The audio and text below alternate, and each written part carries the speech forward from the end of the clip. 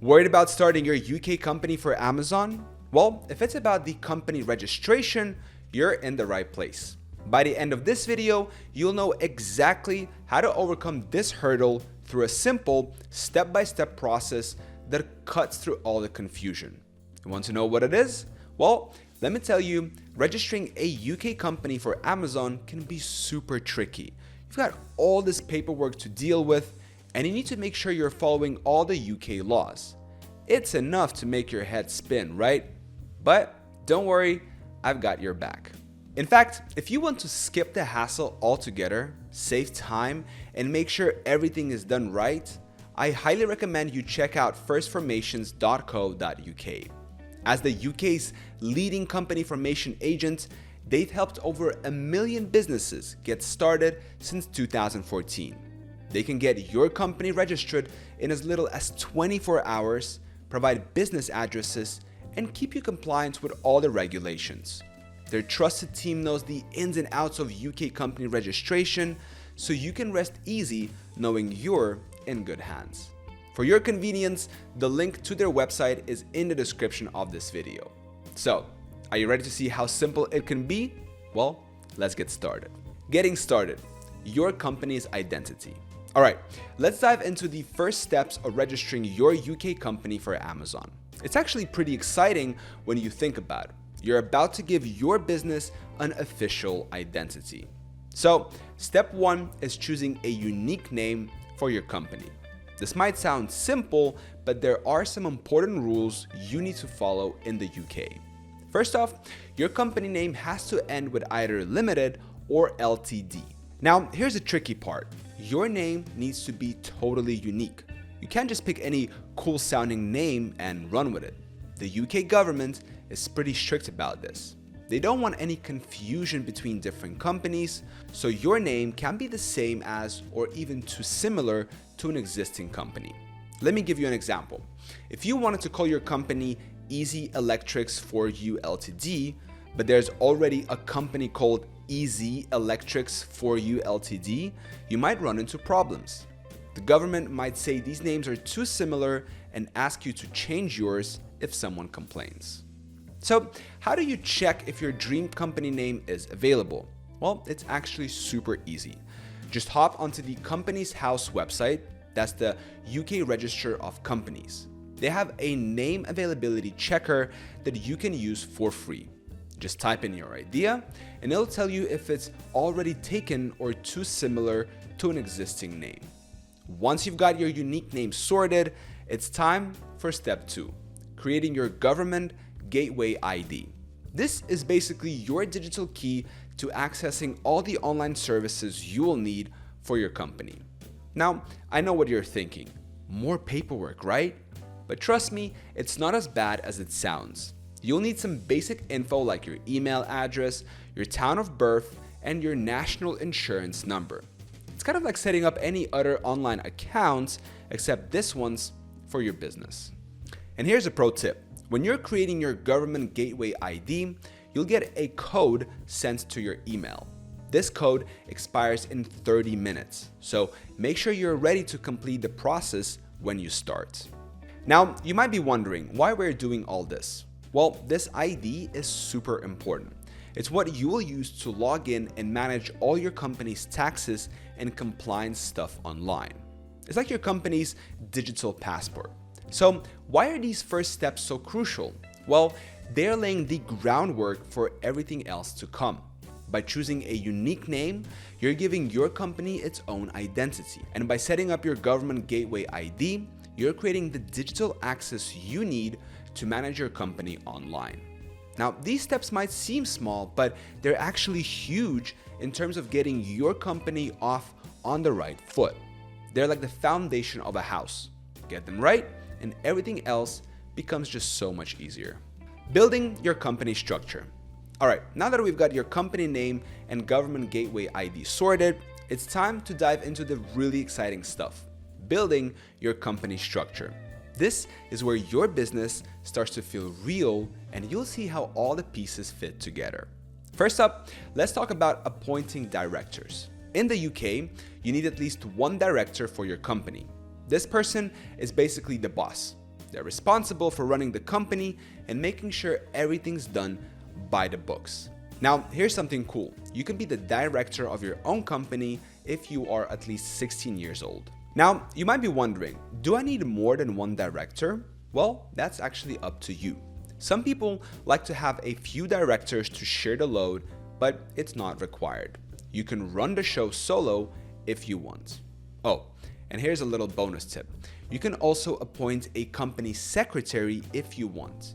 They're like the director's right-hand person helping out with all the admin stuff. But that's totally optional, so don't stress if you're not ready for that just yet.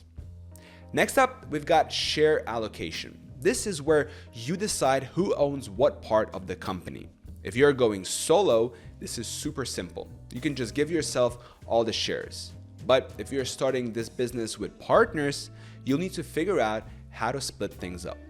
And here's the cool part. You've got tons of flexibility here. You can decide how many shares to issue and what value to give them. Maybe you want to issue 100 shares worth £1 each or 1,000 shares worth 10 pence each. It's totally up to you. And get this, your shareholders can be real people or even other companies. So if you've got a rich uncle who wants to invest or another business that wants a piece of the action, you can bring them on board as shareholders.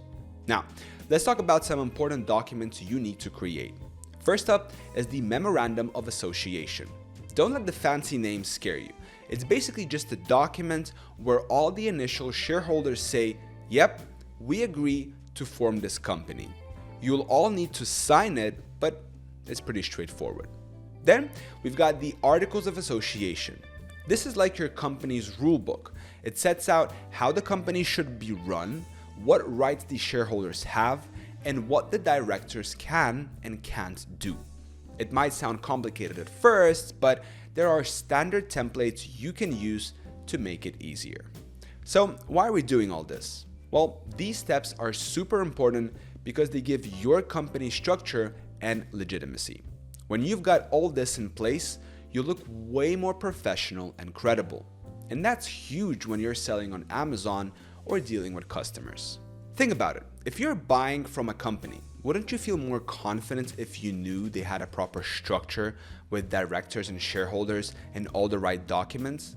It shows you're serious about your business and you've done things the right way. Making it official, registration, and beyond. All right, we've come to the exciting part, making your company official. Now that you've got your company structure set up, it's time to register with Companies House and take care of a few important details. This is where your business really starts to come to life. Let's talk about registering with Companies House first. You've got two options here, online or by post. The online route is definitely the way to go if you want to save some cash and time. It'll only cost you £12 and it's super quick. But if you're old school and prefer paper, you can go the postal route. Just keep in mind, it'll set you back £40. Now, here's a little tip for you. When you're registering online, make sure you've got all the documents ready to go. You'll need things like your company name, director details, and share information. It's like packing for a trip. You don't want to get halfway through and realize you've forgotten something really important. Now, once you've registered, you might think you're done, but there's one more crucial step. You need to register for corporation tax within 3 months of starting to trade. I know, taxes aren't exactly thrilling, but trust me, this is super important. The last thing you want is HMRC knocking on your door because you forgot to register. Registering for corporation tax is pretty straightforward. You just need to hop onto the HMRC website and fill out a form. They'll ask for some basic info about your company, like when you started trading and what your business does. It's not as scary as it sounds, I promise. Now, let's talk about something that's going to make you feel like a real business owner. Opening a business bank account. This is a big deal, you guys, because it's not just about looking professional. It's also about keeping your personal and business finances separate. When you're setting up your account, the bank will probably ask for a few things. They'll want to see your company registration number, some personal ID, and maybe your articles of association. It's like they're doing a little background check on your business. But don't worry, it's all pretty standard stuff. Having a separate business account is going to make your life so much easier when it comes to tracking your income and expenses. Plus, it looks way more professional when you're dealing with customers or suppliers. Imagine trying to pay for business supplies with your personal debit card. Not exactly the impression you want to give, right? Now, let's talk about something that might seem a bit scary at first: VAT registration. Don't worry, I'm going to break it all down for you. VAT basically stands for value added tax, and whether you need to register depends on how much money your business is making. Here's the deal: if your taxable turnover, that's the money you make from selling stuff, goes over £85,000 in a year, you have to register for VAT. It's not optional at that point. But here's something interesting: you can actually register for VAT even if you're making less than that. Now, you might be thinking, why would I want to pay more tax?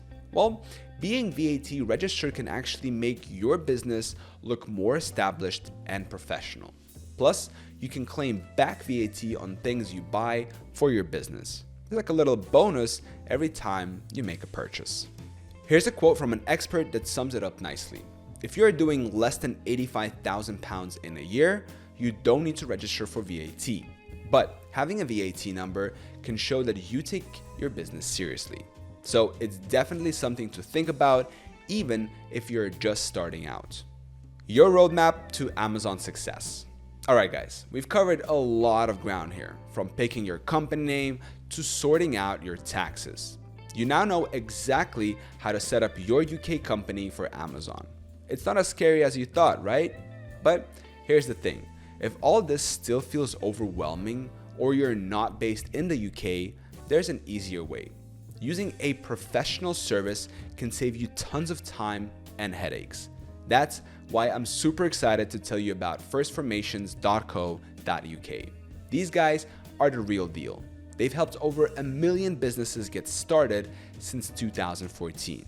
With First Formations, you can get your company registered in just 24 hours. They'll sort out your business address and make sure you're following all the rules. Their team knows all the ins and outs of UK company registration. Trust me, it's worth checking out.